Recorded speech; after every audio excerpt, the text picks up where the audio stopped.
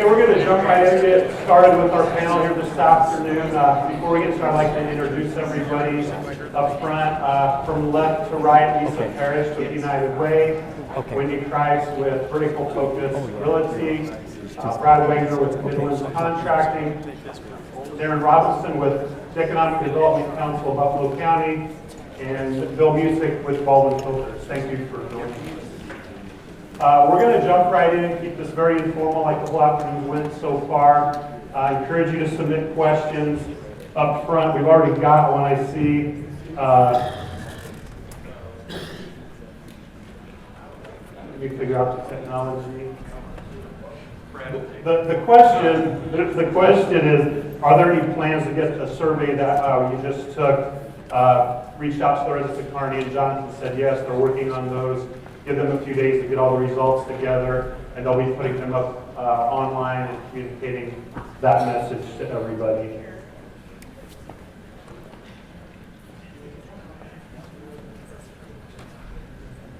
So submit questions. We have something to talk about. There's a first one we got going. We're going to try to limit our conversation this afternoon to a few key focus areas that we've pre-identified. One of those being housing, quality of life, jobs and business recruitment and retention, and education as it relates to the city's role. So if you can try to define your questions in those areas, we'd appreciate it. Doesn't mean we can't get off topic in other areas if those are of interest to you. We have a question to start off about housing, and that was a hot topic, obviously, in the survey earlier. Going to ask the group and just jump right into housing. Wendy, I look at you, obviously. What are the challenges right now that Kearney faces? I think most of the survey showed that quite a bit. Availability, price were the two things that I saw repetitively up on the screen. Inventory is still low. I know we've got quite a few realtors in here today as well, and we, I think, all battle over that issue of having inventory. I know as the builders present, they're building as fast as they can. So housing is a problem. The rental side as well has been a very large issue the last few years as well, having little to no availability for the people coming into the community who are in the rental market as well. That also is being addressed. We have construction in North Kearney. We have construction along Highway 30 in the multi-unit, more rental market. So it's being addressed, but at the rate that maybe not be fast enough for the communities. I'm going to ask you to follow up on the question that just came across is, what do you see as a key deterrent to residential development? I know you touched on that. Maybe let myself expand. Is the current situation enough that our local builders can meet the demand? Or do we need to start looking at other solutions? You know, that might go across the board here with our construction side of people, because there's some parts of that that are beyond my realm with zone, coding, cost. Thank you. Yeah, you know, my business is actually not building the houses. I'm doing the infrastructure beforehand. So my company does sewer, water, storm sewer, and teams up with a paving contractor to do the streets.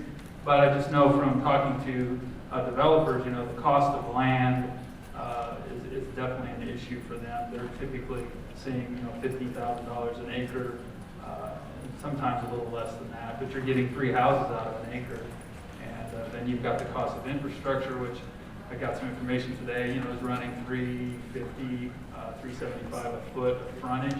One of the problems we have is that nobody wants to buy a starter home with just a 1-car garage. They want 2-car garages, or even nicer houses, they want 3-car garages. So you're talking about taking a lot from 75 feet for a starter house with 1 garage to 100-foot frontage that gets you a 3-car garage. So Kearney's kind of got this demand issue of people want a starter house, but they don't really want a starter house. They want a nicer starter house, I think, too. So there's some additional cost because, again, at $350 a foot of that frontage, you're going up to obviously $35,000 for just the infrastructure, and then the land cost on top of that. So there's some issues with that, as what the definition of everybody's starter houses are. Beyond that, I know that the issue of getting manpower to build all these places is huge. You know, my company alone, we're running probably 8 to 10 people short. We normally employ about 60, and we're down to around 46 47 and we fight to get there. So I know if I'm dealing with that, I'm fighting with all the house builders, subcontractors, the drywall guys, the painters, for those same people. And if they can't find the people, your houses aren't getting built, and obviously that creates the housing shortage too. So all this is working against each other. It's one big cycle. Bill, as a large employer in town, talk about how the housing situation is impacting your company in particular. It's a pretty significant problem. I've been managing workforces for nearly 30 years now. And I had something happen last year at Ball and Filters that I'd never seen before. And actually, I had it sent to me here. This is an individual's resignation letter. And in his resignation letter, he says, thanks for the opportunity to work here and so forth. This is what he said. He said, housing in Kearney has been a roadblock for us financially, and we are uninterested in living in the surrounding areas. And I've been doing this 30 years and never had somebody leave the employment of the company I was working for citing housing as a reason. And, and this was a gentleman who was reasonably well paid. And he found that he was able to find employment in Charleston, South Carolina specifically at a considerably lower cost of living area, and he ended up leaving our company. And that's kind of unfortunate. It tells a story of the problem we have in drawing people to the community, particularly when we have hired 245 people in the last 4 months. And when we start to pull people in the community, pulling them toward our direction, we know that Kearney is only capable of supporting so many, so we need to start looking outside the community. And it's hard to pull people in here when there's just simply no place for them to live. We could talk about housing for a long time, and we may come back to you this afternoon, but we're trying to keep this going in a lot of different directions here, as many topics as we can. I think we'll move on from housing. And go to the next one here, Darren Robinson. Question that just came up is, why can't Kearney attract more industry? And maybe to expand on that, talk a little bit about what's going on right now when it comes to recruiting new business in the industrial sector. I guess the first thing would be to say we have a 1.6% unemployment rate. That's a huge barrier for getting anybody to come locate to our community, especially from the manufacturing standpoint. Could really be just making the problem even worse than what it already is. So our focus has been in, the reason why Buffalo County does so well in the first place is industry diversity. I think a lot of the folks know that. We have substantial tourism. It's surprising we have 380,000 hotel stay nights per year in Kearney. That's just amazing to me, the size of this community. Strong manufacturing. We have some major philanthropic businesses, Cashway, Brown Transfer, Marshall Engines. We've got a lot of growth. We certainly have, I don't need more university or education jobs. We can't fill those. I don't need more medical jobs. We can't fill those. So at the end of the day, it really comes down to what's the next level of diversity, and it's been our focus on technology. And so a lot of the efforts have been working with expansion and some of our other tech companies to add employees and grow them. Expansion's up to 80 employees. They started off with 2. They're taking all their students from the university and training them into high-tech careers. So if I had a lot of cash today, I'd be putting a lot of money into training computer programmers in our community because we could put 40 of them to work today. So when it comes to attracting the new industry, that's pretty tough. We've got a lot of competition in our existing industries already. I don't think Bill would be very happy if I brought in another manufacturer. I'm going to ask a follow-up along the same lines. Another question behind you. How realistic are the expectations of bringing technology companies to the tech park, and are there some solid prospects? So maybe a little update on the tech park. Right now we're working on getting one of our companies to locate out in the tech park. And as part of that, they would have an incubator for kicking off additional tech companies. Expansion is a great opportunity to talk about what can really happen for software development. They kicked off a company about 2 years ago called Find, which is a brand new startup that's a physicians-based medical software company. That company employs about 15 now already, and they expect to double their sales. They're at 700,000 already, roughly. So this is a pretty good example of what we'll have out of the tech park. I would foresee at some point in time we'll have probably more of a software focus as opposed to a data center focus out of the tech park. But I believe it's very doable. We'll have some out there in the next couple of years. Can I add one thing on housing, not to go back too far, but I do want to tell you from an economic development standpoint, this is not a Kearney problem. I know it seems like it, but every time I'm in the room with economic developers across the state, housing is a major issue that comes up. It's not just here. There's some questions about education, the new high school specifically coming on board. I'm just going to kind of open this up to the group. I know Lisa hasn't spoken yet. I'm going to put you on the spot, but a handful of questions. I'll start posting a few about Kearney High School. Specifically, I apologize. There's a lot of education questions here. Well, in general, let me just phrase a bunch of them into one. How's the construction of Kearney High School and also construction at UNK that's occurring and plans their education as a whole going to impact other community? And are we ready? Are some of the questions, to take on those constructions? I know kind of open-ended. We don't have an education expert per se, but I know Darren. He's the smartest guy. Well, that's not a second question. I resent that. Brad will answer the question. Yeah. We're about, well, Kearney has been very behind when it comes to vocational and technical training. It's pretty amazing with the manufacturing that we have in this community. If you couldn't get a welding, advanced manufacturing, blueprint, electromechanical technician, any type of scrub techs, anything, there's really no vocational training in our community whatsoever. Construction tech, right? And so we're about to get a pretty good shot in the arm with the new community college that's going to be located next to Kearney High School. But then I'm also pleased to see how aggressive our public school system is getting at putting a career institute for career readiness. We've been, the three of us here have traveled all over the state looking at Central Community College, kind of what are some of the services to bring back into Kearney that makes most sense for our employers. And then same with the Career Pathways Institute in Grand Island, which is career education.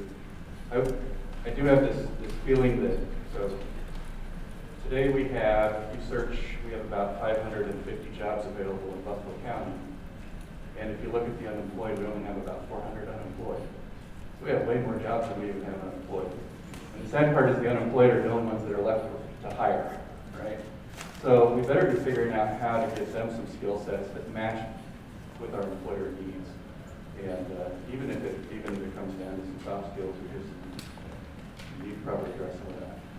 Well, and I think that's the next thing that I'm very happy with, the enhanced education pieces that are coming, just because when we look at who is unemployed, that is a very low number, but if we look at who's underemployed, right now in our community, the stain on the name of Kearney is our poverty rate, which is right now 16.8%.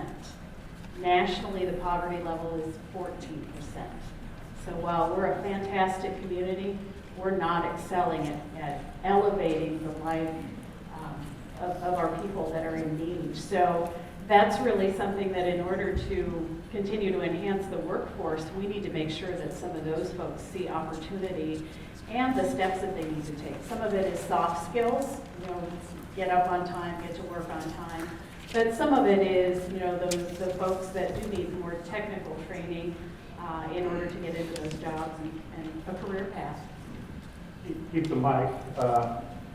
What is the current state of poverty in Kearney? What are some of those key contributors? At this point, I said 16.8%. That was as of the 2013 census numbers. That translates to just over 5,000 people. And we know that a lot of those are going to be children, so that's not going to enhance the workforce. And we know that there are quite a few, maybe about 800 or 900 people that are living on permanent disability. But the rest of those, may be experiencing some episodic poverty, a temporary illness that has knocked them out of the workforce, and they need opportunities to retrain and to get into a better paying job. We also know that something that impacted us, Health and Human Services changes over the past few years have meant that the closure of the regional centers have determined that people should live on community-based supporting services. And we have a significant population in our community that really need supported living conditions. So just to give you kind of an indicator, statewide, when the regional centers closed, the following year, homelessness increased 400% in our state. And I don't believe local services had an increase of resources in order to deal with those issues. Bill, I'm going to ask you this one.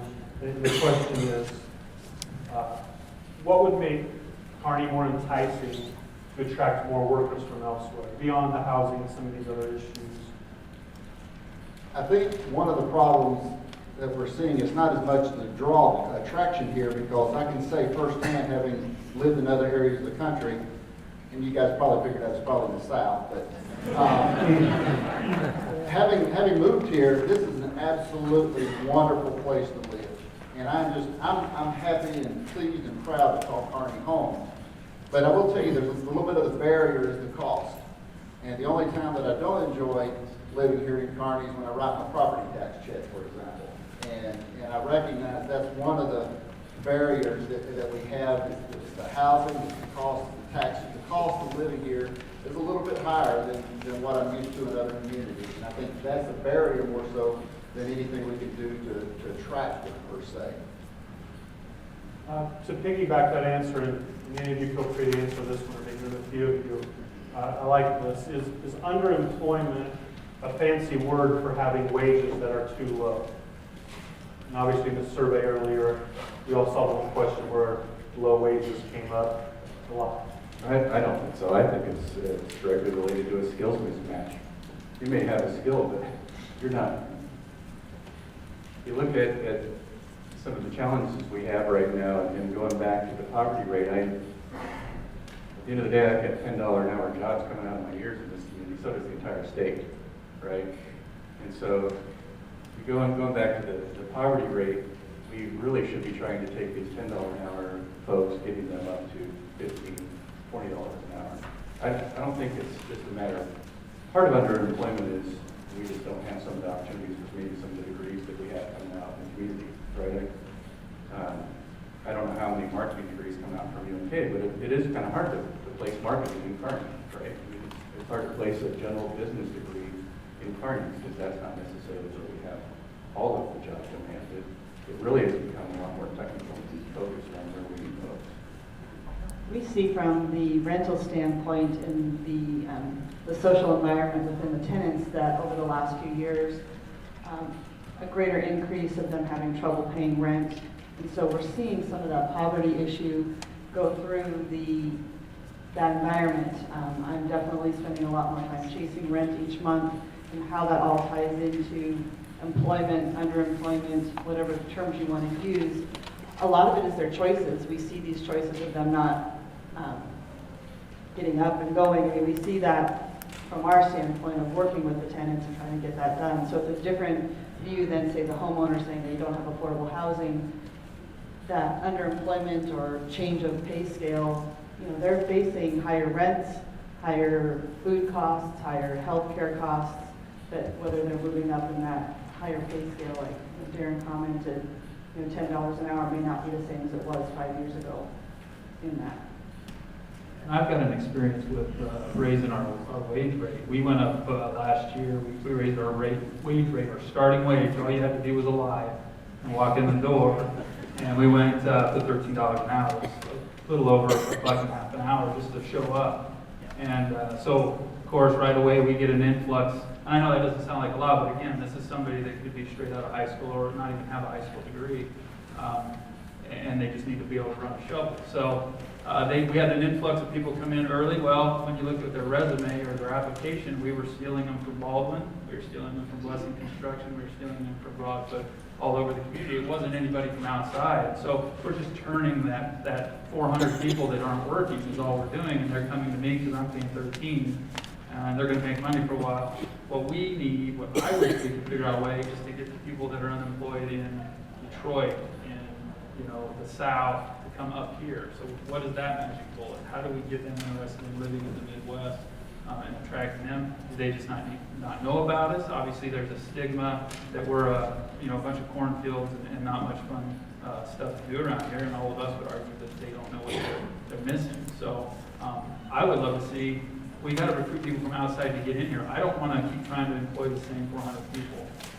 And my wage, the raising of the wage rate just does that. It didn't create a whole bunch of people coming in off my internet, because I have an internet application system. I'm out on all the big boards all across the internet. I didn't have a lot of guys come in, from those locations from the south.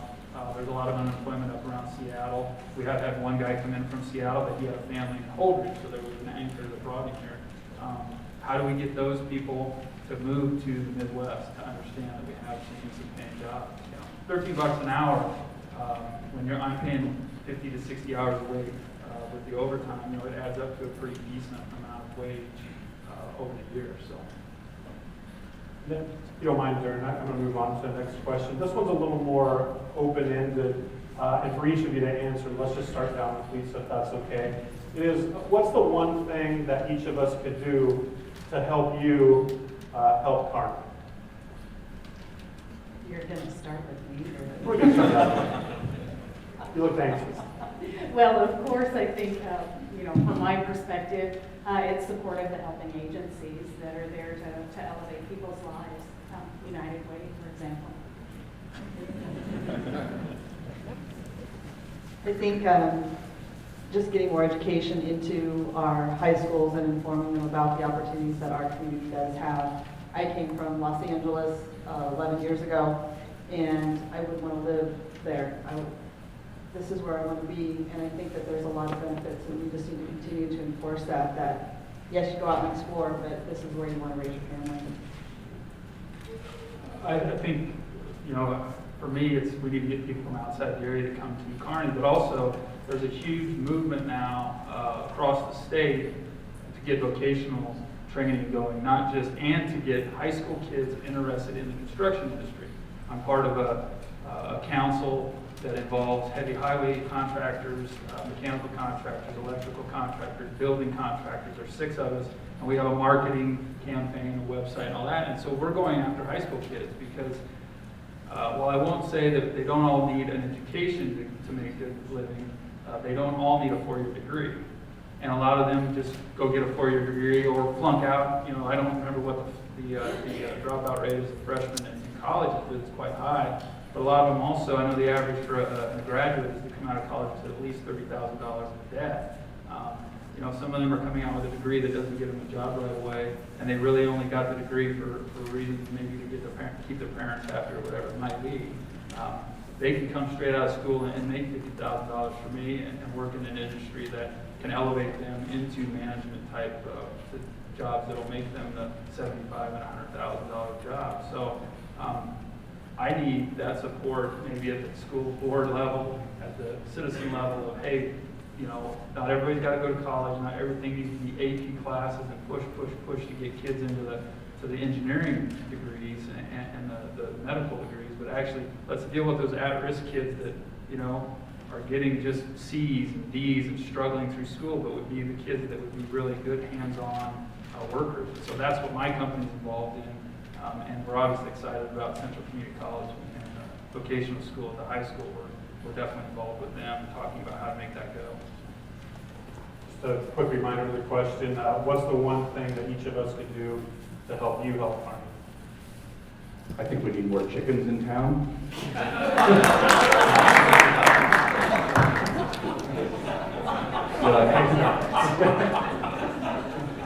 Sorry.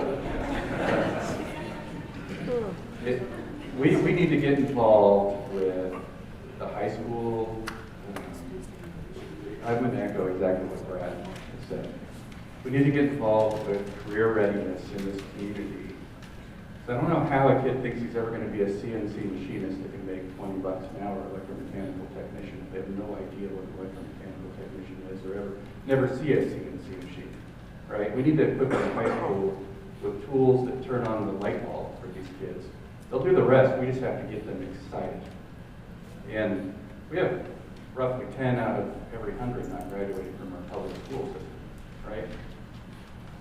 That's great compared to a lot of other states, but at the end of the day, that's still 10 out of 100 that are falling through the cracks. So we need to be involved in their education, their planning. We need to have a good understanding. Right now, I say we're getting to community college. The questions we should be asking is, do we really need a welding lab when they don't have a lot of welders demand in Kearney? I've got one business that is really in high demand, but when you only have so much square footage, I think as a community, we better be informing community college and Kearney Public Schools on how to use our space instead of, it'd be foolish to put in a welding lab in Kearney, in my opinion. Just because when I do surveys, I don't get a whole lot of welding demand. I get a lot of advanced manufacturing, health science, and then tool and die machinists, things like that. One thing I'd like to add is that right now we are seeing, or believe we have this a little bit of a problem where our kids are coming out of high school, they're going to a college somewhere else, getting their degree, and then they are staying in that area, they're not coming back home. So one of the things that I would like to see, we're doing that, is to develop UNK to offer additional courses, additional curriculum that will keep the kids here in town. We got CCC coming to town, which is just absolutely wonderful to, again, keep kids that when they graduate from high school, they don't leave Kearney, but they stay here in Kearney and don't go anywhere else. And that would be a very helpful thing for, I think, our business as well as others. I think a real nice follow-up to that was a question that just came through. Do you see the new veterans home and the new nursing facilities with UNK and potentially CCC helping make Kearney a center for the healthcare system? I think it already is. Yeah, I would agree. When you look at some of the programs that the university is going to offer, and going on to Bill's point, there were 700 students in the allied health programs at the university, probably. So the last time I looked, there was 120 some physical therapy in the courseware or course program. All of them had to leave Kearney, right? And so the medical center will be a huge boost for keeping physical therapists, radiography, things like that in our community. And I hope we might not be able to go steal people from other states or communities, but what we can do is get them here for education and do our best to keep them, right? So Kearney really should be that education center of the state, and it would be phenomenal if we become kind of the Med Center West by the time this is all done. So, I'm sorry, veterans home, absolutely, yes. I'm sorry. Yeah. Well, part of the proposal that went into that is the fact that we have all 93 counties represented at the university. So everybody in this state, if they choose anything that has to do with the medical, whether it's through UNK or through CCC, they'll have an opportunity to use those skills for the veterans. Sarah, would you like to just take a couple seconds to maybe just give us a quick update on the veterans home? It's obviously been in the news a lot, but maybe just a nice snapshot of where we're at right now.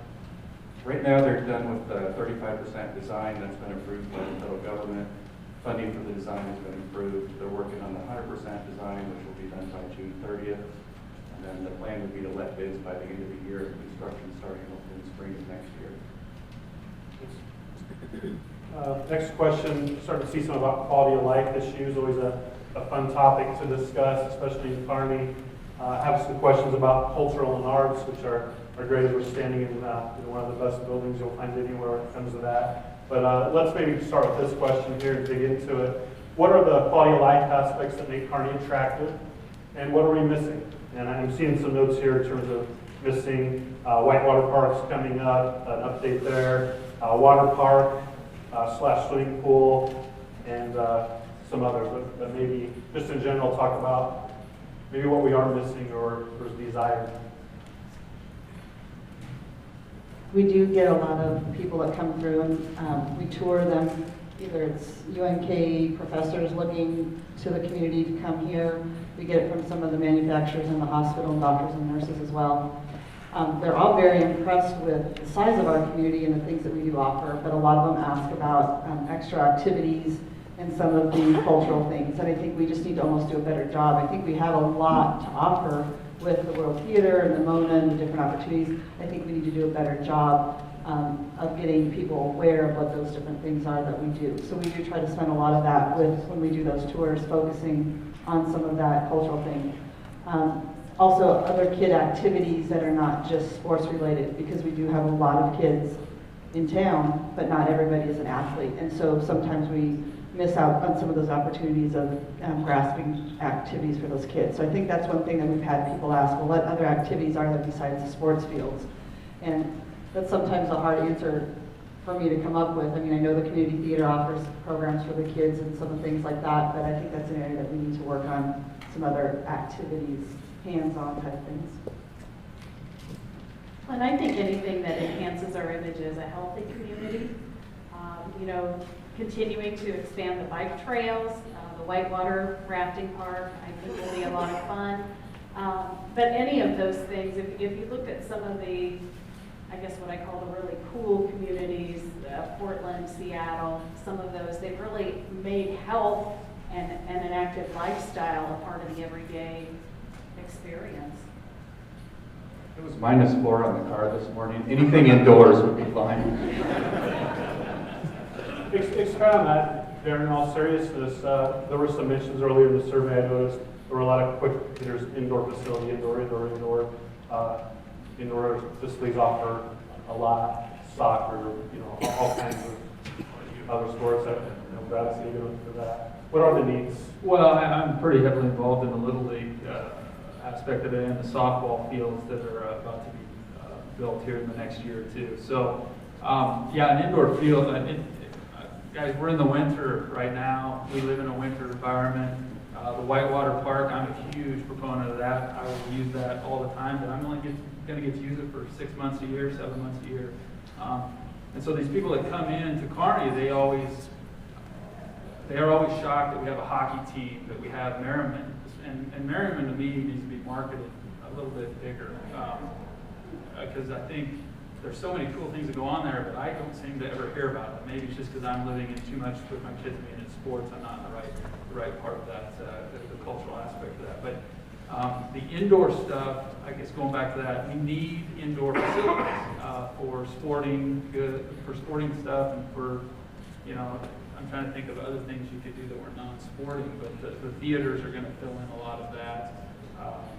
But that indoor field house that they have in Grand Island is a huge boom for them. If you ever have gone by there on a Saturday, I mean, it's jammed between the teams that are using it to practice their sports, whether it's soccer, baseball, softball, football. There's just a lot of the people in there just running around. And so I know it's a fairly expensive thing to build again, but it's just another feather in our cap. Because when people hear about Kearney and I talk about, we're looking at a whitewater park, they look at me like I have 3 heads at first. Like, Kearney, Nebraska, where would you? You're flat, you have corn. I told some people in Phoenix a couple weeks ago about that, and they didn't believe me, and I had to show them on the website, on the Facebook page. But those little things are what we can market, because we're so unique, whether it be Tri-City Storm or the Whitewater Park kind of thing.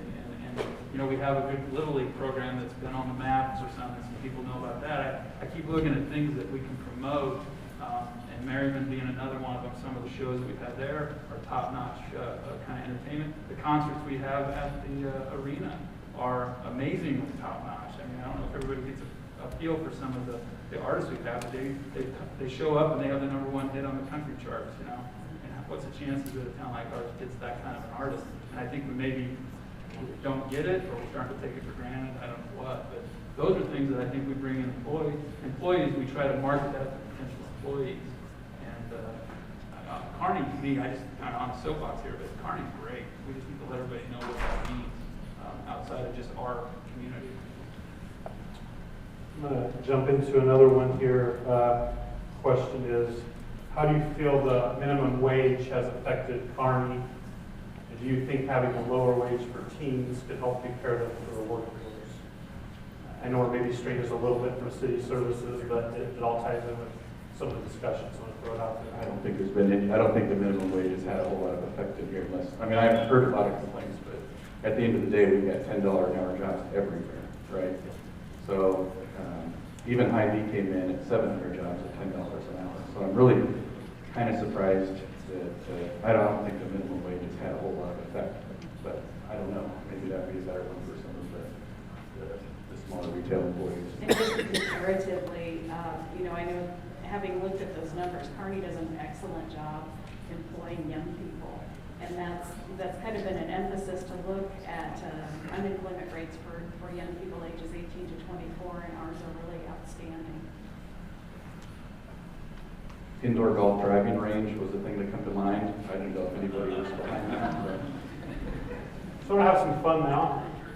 So cruise night, what are your thoughts?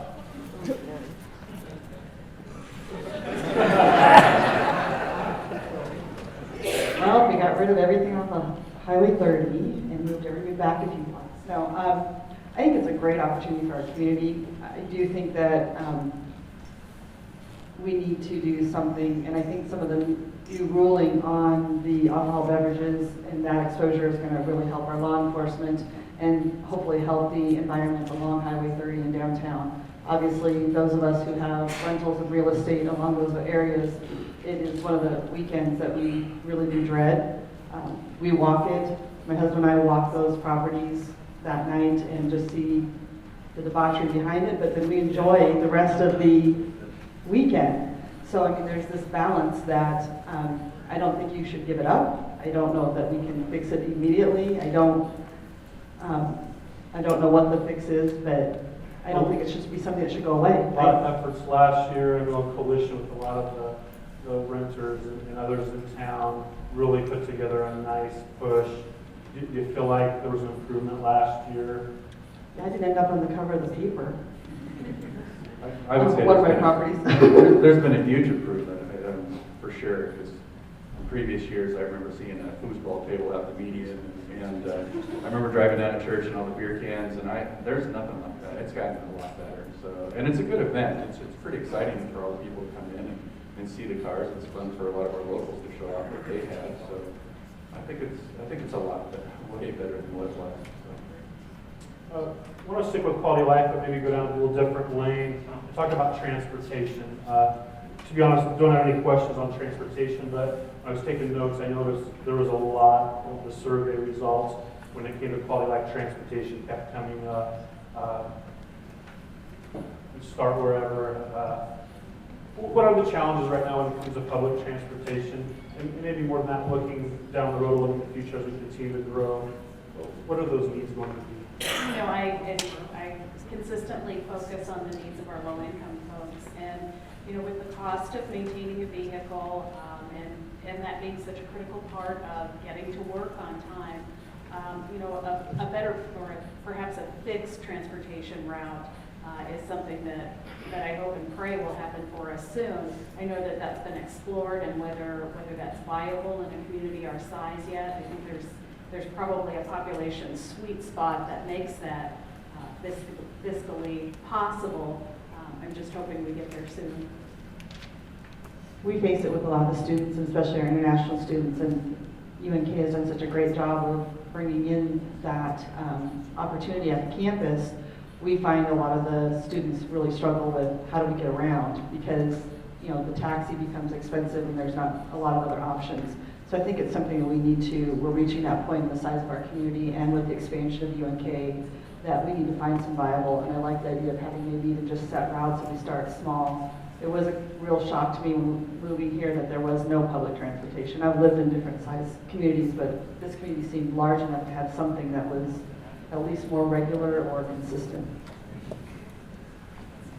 Yeah, I think if you look at the thing that people struggle with that are trying to, you know, they're at that poverty line or trying to just get their lives back in order, it's daycare, lack of daycare, and it's lack of transportation. I mean, if I could wave a magic wand and I could give free daycare and free transportation to everybody that's under the poverty line, I think I'd take care of a lot of the poverty in and of itself. I know that there's been very rich people that have done such a thing in some communities, and it's hugely successful. So public transportation makes sense to get them to Baldwin. I mean, how many times are guys late consistently, and you have to do something and find somebody else to replace them. So I think it'll be a huge issue, especially for the businesses in town. I would like to confirm that, because I believe that there are folks in town who would make great employees, but for the ability to get out to our location on the east side of town, it's just difficult. And if there's a way our community could find some public transportation, I think it benefits us all to see that and allow them to come out and find jobs either Baldwin's or Chief or something. Well, and as I brought that up, I want to make sure when I mentioned fixed routes, we do have the ride transportation system on an appointment basis that works well for a lot of people, but I think we're at a point where expanding that is again, on my wish list. I would agree with that 100%. I think if you were to gauge whether we have any type of workforce transportation system, I think I would not say that's what we have. And talking to the Department of Health and Human Services, next to health insurance, the number one reason why people can't make it to work is reliable transportation. I tell you, we sent out a survey. It was a really brief survey. We're going to do more. I only sent out 25. The folks that answered had no motivation to respond to it. We asked what are the barriers for them to get to work, and all three of them answered reliable transportation. That was what I got back. I think one of them put gas money and then reliable transportation, which I kind of put maybe in the same category. I want to talk a little bit about internships. Seen a few questions, some of them more statements than questions, but college students need internships to get them ready as well as experience. More businesses need to offer internships. Seeing a few in that area. Bill, maybe comment a little bit in your industry and involved specifically how you use student employees, internships, some opportunities there. Sure, yeah, we have several interns at any given time in our business, particularly more in the summer, and we plan to be doing more again this summer. Just, if you're not aware of it, the state will also reimburse the wages for the first intern. Every new intern you do for a certain period of time. So there's also economic incentive to use interns. And we find that, in fact, we're making some offers today of some interns who work for us, and we're going to be hiring them on a full-time regular basis. So we believe strongly in the program and want to see it do more of it. Yeah. The state, as part of their Talent and Innovation Initiative, formed LB 386. So any employers that are out there that want to create internships, it was really a youth retention program, because I think the numbers were at least 60% of interns get full-time position of wherever they intern, or it's even higher than that. So LB 386 is the program that Bill's referencing, and it's open to anybody that adds a new intern. It's up to $5,000 of reimbursement of their payroll. So it's a great program that the state Department of Economic Development has put together. Stick with the college theme just a little bit here. Another question came in.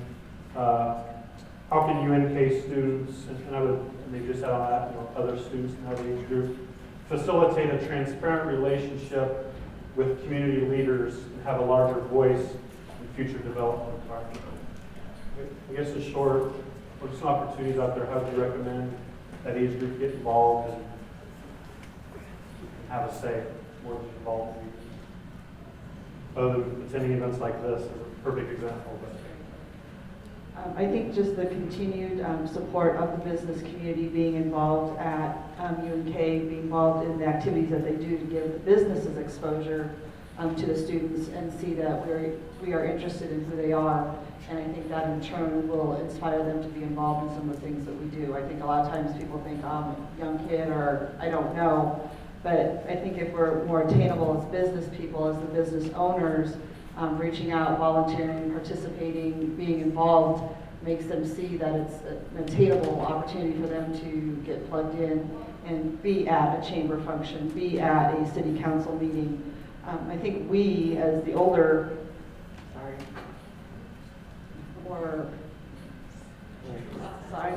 Sure. I'll be yes, the more mature. Yeah, that's a borderline conversation. Have you hung out with them at basketball games? But I do think that as established people in a career or in a business, that we have the ability to inspire. And I've dragged my daughter, who is a freshman at UNK, to a chamber meeting that I'm involved in, and she's like, I think I want to change my major. I'm like, well, that wasn't the intent, but it was really interesting to see her response to the business community. It wasn't something she'd been allowed to sit in on or be exposed to. So I think that is our part as business owners to make that happen. I don't think that UNK needs to do something. I think the community needs to do something to pull them in. We should encourage them to volunteer to the United Way. Right. Actually, Chamber of Commerce has the Young Professionals Network, and I think that's a pretty good opportunity to get involved. And then also there's a Leadership Kearney program. So, most of the folks I see in here from Kearney's obviously a very welcoming place. It was really not a challenge to get involved, and certainly in my position, I was welcomed as I come in, and it wasn't trying to figure out who I have to be friends with to keep my job. We were all sitting at the table and working on problems. So I think this community is very welcoming from that standpoint. But certainly, I think from the Chamber of Commerce standpoint, university students should be getting involved in YTM. I was going to say, the Leadership Kearney deal was definitely something, but also, trying to challenge, I want to challenge the UK students to go out and talk to the council members. I know Bruce Lear needs lots of help on a daily basis.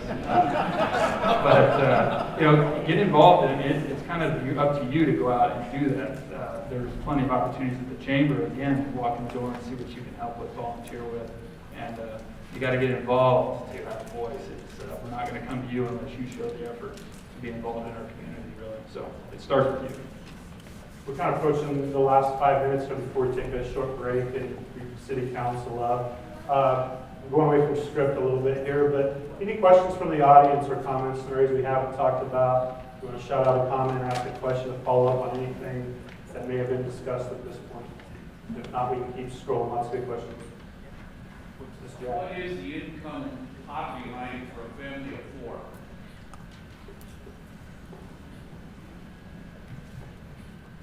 In just kind of raw numbers, at this point, or the last time that I checked, right around $24,000. And right now, I happen to have printed some numbers, but right now there are around 900 households in Kearney that are making less than $10,000, and another 8,000 that make $14,000 or below. So some of those are individual households, and some of those are 1 or 2 member households, but I think we can all agree, even for an individual, that's pretty low. I wanted to share something that I told. The national median income in 2000 was $28,227. National median income in 2015 is $28,638. So it went up about $400. Here's the number that I thought was really alarming. National median new home in 2010 was $170,000. National median new home in 2015 is $283,000. It's pretty, yeah. So I mean, this is where I go back to really upskilling and moving $10 an hour workers. And Baldwin's is hiring right now. We're starting at $15.30 with full benefits, and after training, you're at $17 an hour. I mean, they're good jobs. Jared, what's our median income in Buffalo County right now?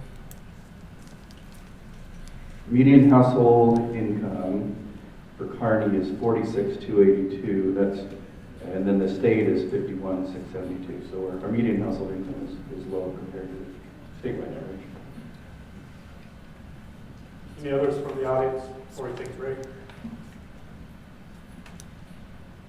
I think with that, we're going to take about a 5-10 minute break, and the city council will make its way back up. Thanks for all the questions. I tried my best to get through as many as we could. A lot of good ones. I encourage you to also ask council when they come up along the council. So thank you. Thanks to the panel.